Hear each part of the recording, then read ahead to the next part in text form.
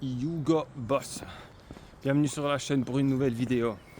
Alors, aujourd'hui, on va parler d'un sujet qui occupe beaucoup qui a fait couler beaucoup d'encre, on pourrait dire, qui a occupé beaucoup les journalistes. Voilà, la question qui a aussi que se sont posés beaucoup de géopolitologues plus ou moins avisés.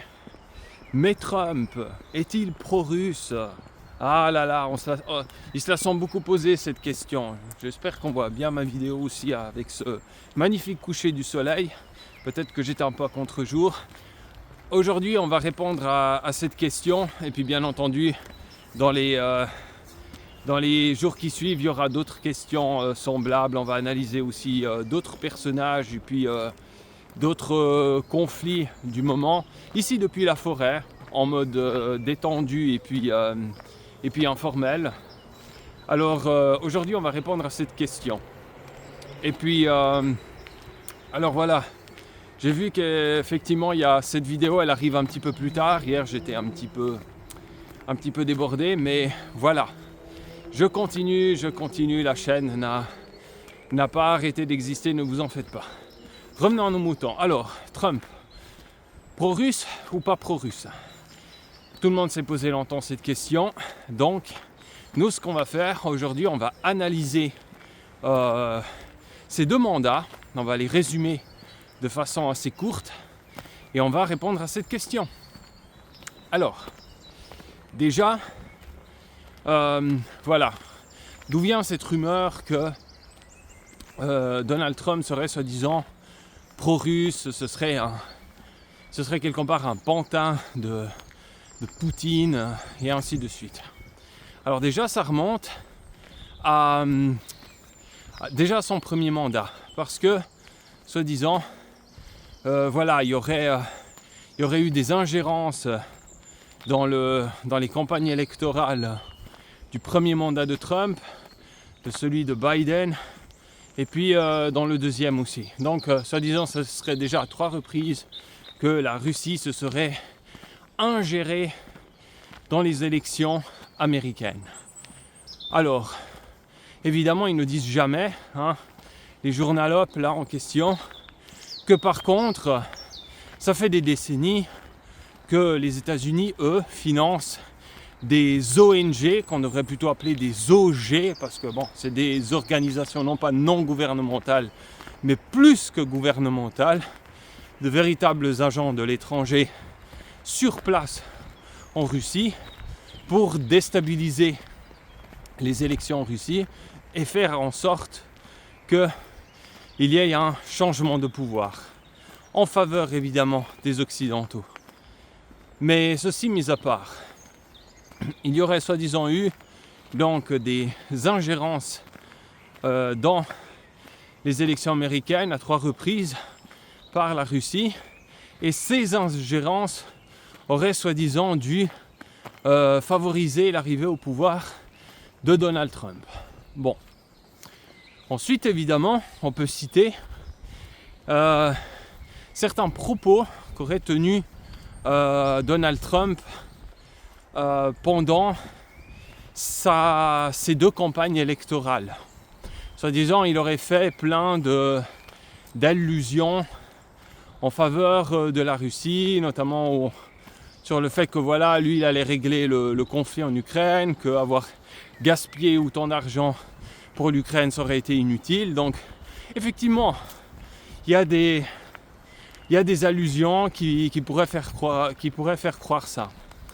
Mais, et puis évidemment, la thèse aussi du milieu MAGA, Trump contre l'establishment, Trump contre les démocrates va-t-en en guerre, Trump le pacificateur et ainsi de suite. Mais voilà, qu'en est-il vraiment? Parce que, comme vous le savez, à tous les niveaux, les actions, elles parlent toujours beaucoup plus que les mots, n'est-ce pas? Donc, plein de belles paroles, mais qu'en est-il vraiment? Eh bien, analysons déjà le premier mandat de Trump. Donc, quelqu'un ici peut résumer le premier mandat de Trump, qu'est-ce qu'il a fait? En quelques phrases, si ce n'est pas trop le cas, évidemment, je suis là pour vous aider. Donc, premier mandat de Trump. Vous avez remarqué probablement qu'au tout début, il était très copain avec votre Macron national, n'est-ce pas? Eh ouais, toujours en train de s'étreigner, de se prendre dans les bras. Mais pourquoi ça, exactement? Eh bien parce qu'au début de son premier mandat, il voyait en Macron la personne de confiance à qui déléguer ces guerres, parce qu'on dit toujours ouais, Trump, l'isolationniste. L'isolationniste en très grande apparence. Parce que justement, lors de son premier mandat, Trump il va faire rien d'autre que déléguer toutes les guerres prévues par l'agenda américain. Et d'abord, il va se retourner vers Macron. Pourquoi? Parce que déjà, il le voit comme grand facteur de stabilisation en Afrique. À cause de l'influence, évidemment, de la France dans la région de la fameuse France-Afrique. Néanmoins, entre-temps, la République centrafricaine a appelé à l'aide l'armée russe et le fameux groupe Wagner de l'époque pour stabiliser sa situation intérieure en vue de la tenue d'élections. Parce que le pays apparemment était proie à une situation d'instabilité interne qui durait depuis longtemps. Et puis voilà, c'était soi-disant les Français qui étaient censés aider à maintenir la stabilité du pays et donc aussi la bonne tenue des élections. Mais voilà, ce n'était pas le cas. Il y avait beaucoup de guerrilles internes, de plusieurs chefs de groupes rebelles qui déstabilisaient la région depuis longtemps. Il y avait une mission de l'ONU, la fameuse MINUSCA, mais apparemment, voilà, d'après les locaux, ils foutaient rien en clair. Et puis, la Russie, apparemment, elle a remis les choses en ordre. Et puis, les élections ont pu avoir lieu, qui ont vu la victoire de Faustin Archange Touadéra, qui a d'ailleurs remporté une deuxième victoire récemment.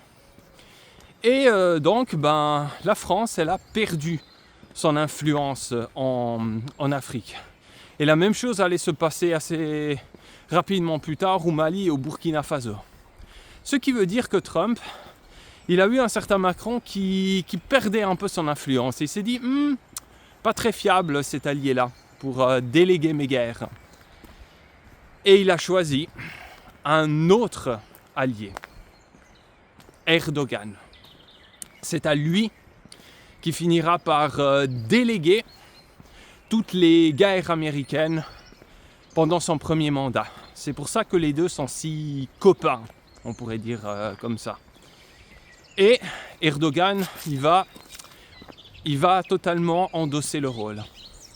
Et on verra Erdogan, la Turquie, intervenir dans plusieurs conflits, notamment en Afrique aussi. Si je me rappelle bien, c'était au Nigeria. S'immiscer un petit peu aussi dans les affaires internes de la Somalie. Mais on le verra intervenir aux côtés du gouvernement d'union nationale libyen, le gouvernement de Tripoli, reconnu par l'ONU, contre le gouvernement dit de Tobrouk, qui est défendu par l'armée nationale libyenne du maréchal Haftar, qui quant à lui sera aidé principalement par le groupe Wagner, donc la Russie, et d'autres pays encore. Donc on voit déjà là que Erdogan et puis la Russie sont plutôt en situation antagoniste dans ce cas de figure. Mais c'est pas tout. Erdogan va bien entendu intervenir aussi en Syrie. Il l'a déjà fait, il a déjà envahi le nord du pays, notamment une partie du Kurdistan syrien, dit du Kurdistan syrien, la ville d'Afrin et puis évidemment toute la province d'Idleb. Et là il va continuer, c'est là qu'aura lieu aussi l'opération Rameau d'Olivier, où il va envahir une partie encore du Kurdistan syrien. Il va donc augmenter son appétit. Et puis bien entendu on ne peut pas non plus oublier le Caucase. Ouais, la guerre du Haut-Karabakh en 2020, qui verra progressivement le Haut-Karabakh disparaître, les Arméniens contraints de fuir, de se réfugier en Arménie. On va reparler de cette guerre parce que c'est quelque chose qui, quelque part où je me suis senti concerné, parce que j'ai visité le Haut-Karabakh, figurez-vous, avant qu'il ne disparaisse. Oui, je l'ai visité. Donc je vous en parlerai. Restez sur la chaîne parce qu'à un moment donné, abonnez-vous pour ne pas louper cette vidéo qui viendra à un moment donné. Et puis Erdogan il intervient là aussi. Comment ? Évidemment en aidant son pays cousin, son pays frère, l'Azerbaïdjan, lui aussi turcophone. Ce sont deux langues apparemment, la langue azérie puis la langue turque. Ce sont tous deux des langues altaïques, ce sont tous deux des langues turciques. Et c'est pour cette raison qu'il y a beaucoup d'affinités entre ces deux pays.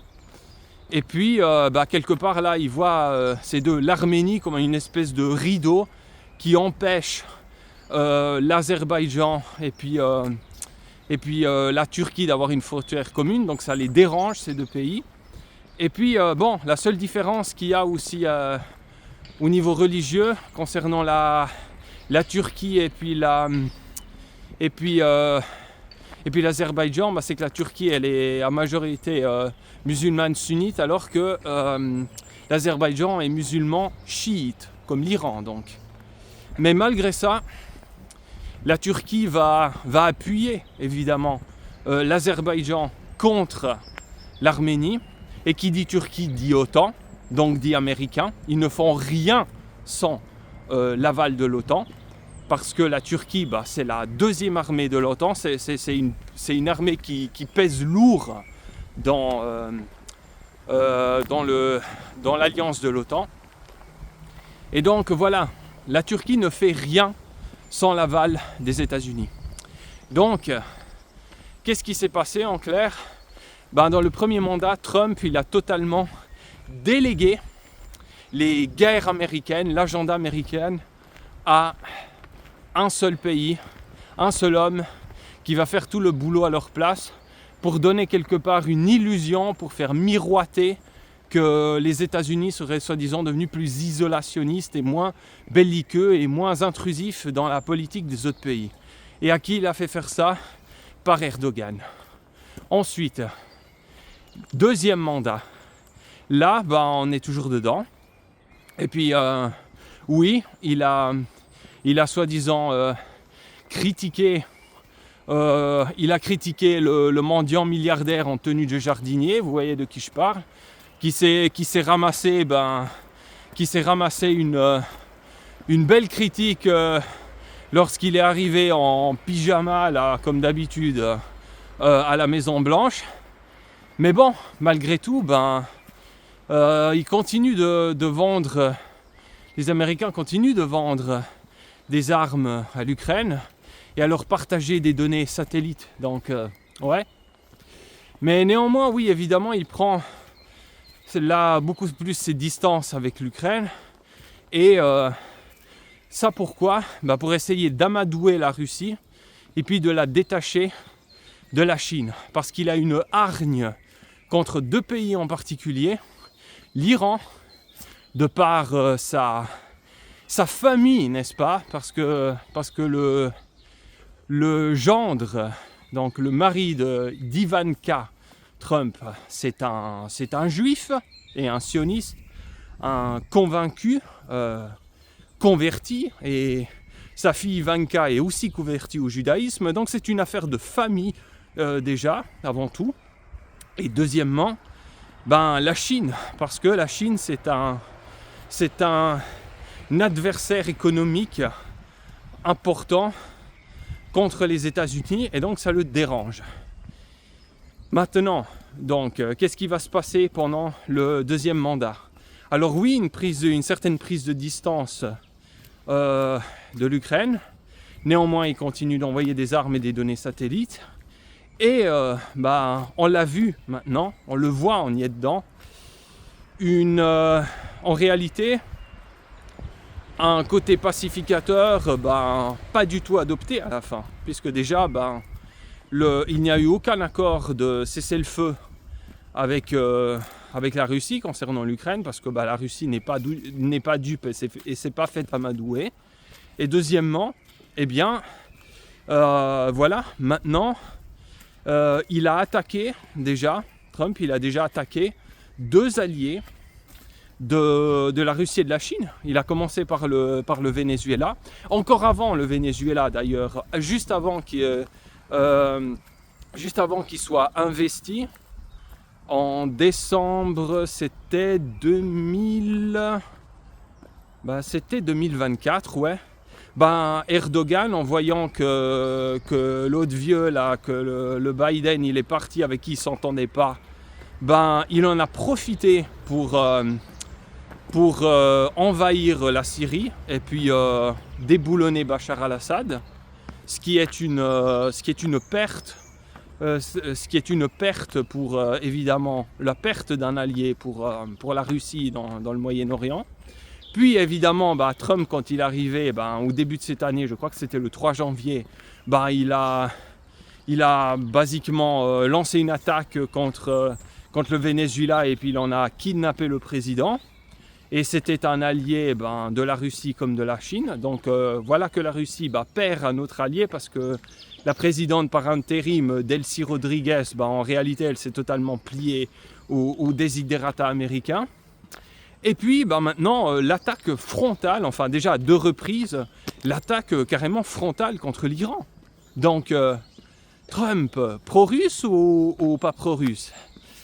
Pas si pro-russe que ça en fin de compte. Parce que il attaque déjà à 2 reprises 2 alliés clés de la Russie. En plus, il menace encore un autre allié qui est Cuba. Pas si pro-russe que ça, comme vous voyez. Très pro-Israël avant tout. Donc, y a-t-il un changement avec lui? Non, pas du tout. Il attaque frontalement il attaque évidemment pas directement la Russie, mais il essaye de l'affaiblir à l'international en détruisant ses alliés de par le monde. Donc, pro-russe, non, pas du tout. Pas du tout. C'est une connerie monumentale. Et maintenant, plus que jamais, on peut en faire le constat. Donc, Trump, non, pas si pro-russe que ça. Pas si pro-russe que ça du tout. C'était une connerie monumentale. Tout ça était rien d'autre que des promesses de campagne électorale. Mais comme vous savez, dire en campagne électorale, surtout avant qu'on a été voté, c'est facile. Mettre dans la pratique, apparemment c'est tout à fait autre chose. Donc voilà, comme vous voyez, on a pu tirer les conclusions.